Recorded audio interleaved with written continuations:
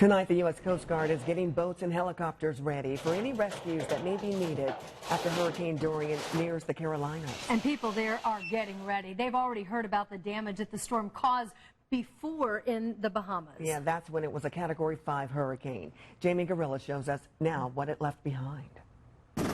The scope of the devastation in the Bahamas is staggering. The Abaco Islands decimated. 45% of homes are now damaged or destroyed as island residents cope with the aftermath. I had no idea it was going to actually be to that extent. It was just worse than anything I could have imagined. Our priority at this time is search, rescue, and recovery. The U.S. Coast Guard supporting that operation, flying victims out of the strike zone. Now, as Dorian pushes northward along the southeast coast, millions have been warned to evacuate. A simple wobble to the west of 20 miles could be crucial and could be devastating. Overnight, Florida avoided a direct hit, but was lashed by Dorian's outer bands. You know, it stayed out there so far that we really dodged the bullet on this one.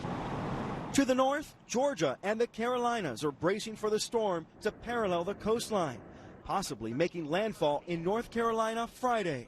And while millions evacuate the Carolinas and the Georgia coast, utility trucks are already rolling up I-95 north to help get up there in the event they need to restore power and communications. This river is about 3 to 4 feet high. It's a mix of tide, rain, and of course, storm surge. This dock is almost completely submerged, and we've also seen some boats drifting in the water.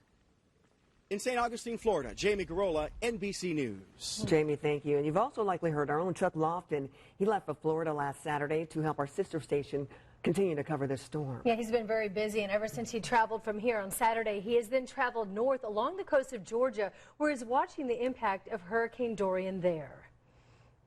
Hi, and welcome to the Kings Bay Nuclear Submarine Base. That's where we've been reporting this morning and the afternoon for First Coast News in Jacksonville. We're here for a very special reason. The military plays such a big role in the economy in South Georgia and North Florida. This submarine base has 9,000 employees. Almost all of them have been evacuated, but the 7 nuclear submarines are, according to the military, safe and secure, so we'll believe them on that.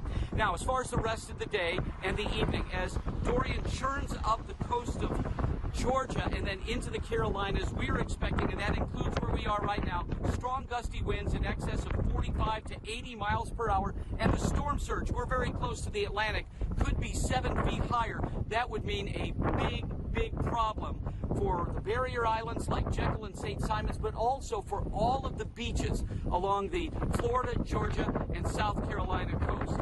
Well, you can follow us on our social media platforms here at WTHR.com, and if you have a minute, go to firstnews.com. That's where I'm reporting for Jacksonville. From the Kings Bay Nuclear Submarine Base in South Georgia, Chuck Lofton,